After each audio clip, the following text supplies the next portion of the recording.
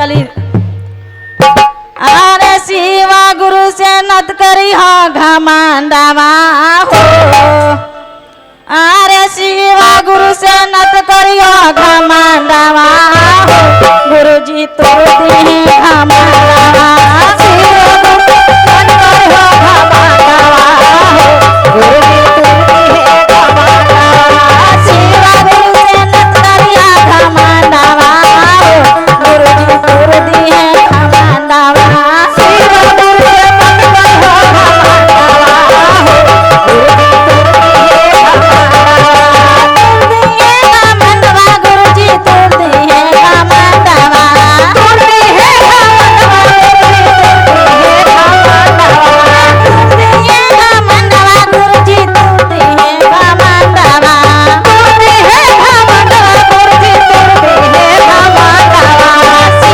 गुरु से नत करी हो घमंडवा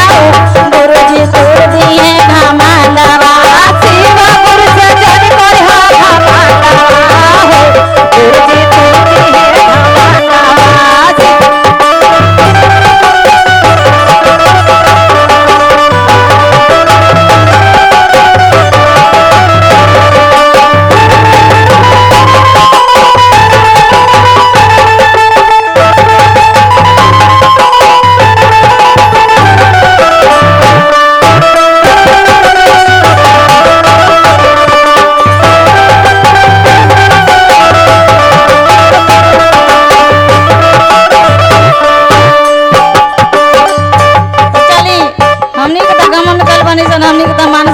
लेकिन भगवानों पर पड़ रहा।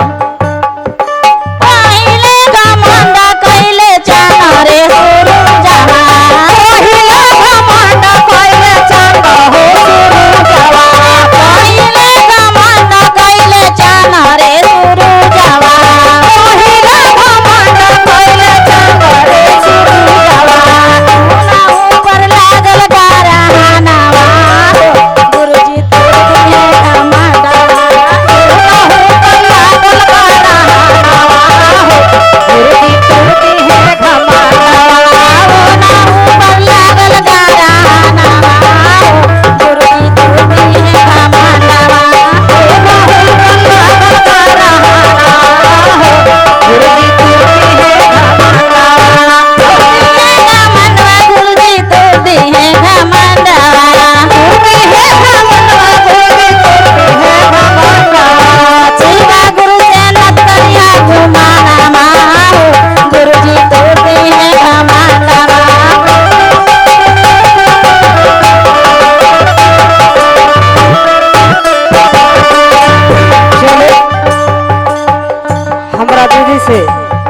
और मंडावती गुरबानी इंग्लिश पर से चल के बने और दीदी शिवपुर के हैं।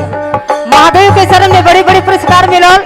महादेव दया करे कि यहाँ के महादेव के दया से एक भंडार भरा रहो और घर खुशहाली से रहो। गुरु जी के दरबार में तो सबके जाए बा। हाँ सबके जाए बा। दूसरे घमंड कइली धरती मैया। दूसरे घमंड कइली धरती मैया। दूसरे घमंड कइली धरती मैया। दूसरा घमंड कइली धरती मैया। उना उनके फटली अररवा हो।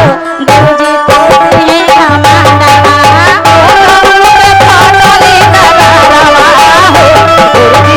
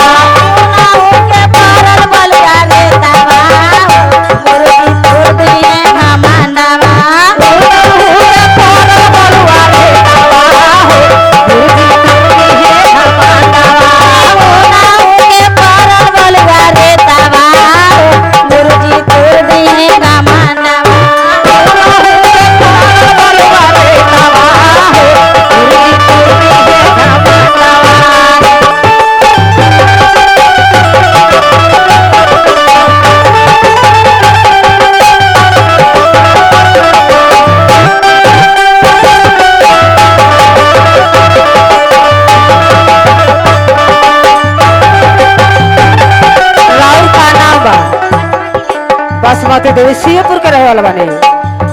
हमरा बासमती दीदी से ये भजन सुन के बड़ा सुंदर है कि माई के दरबार में एक दान करी।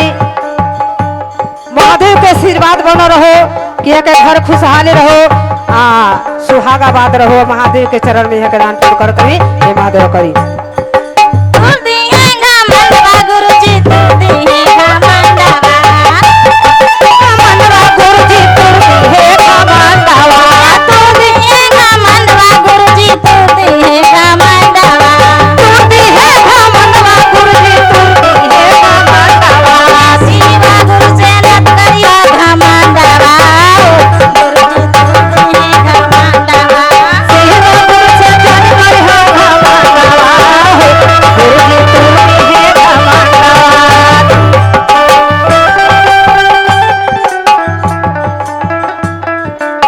चले रहो सबके बीच में हमारा माता जी से बड़ा आशीर्वाद मिलल।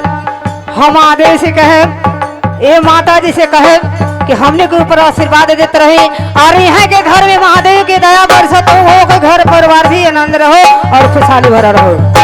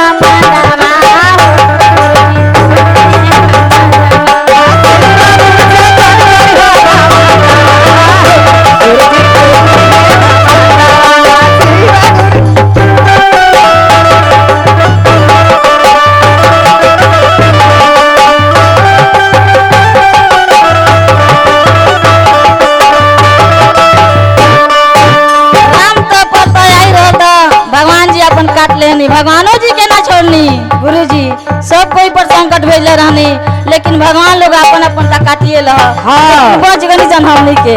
हाँ हमनी के शिष्या गुरु बहन बनी सनु जी। हाँ तो ई तक रवाई तो हमनी के ત્યાં काटे के मां कैसे काटे के बतावे के प्रयास करी। चावे गमंड कइले गुरु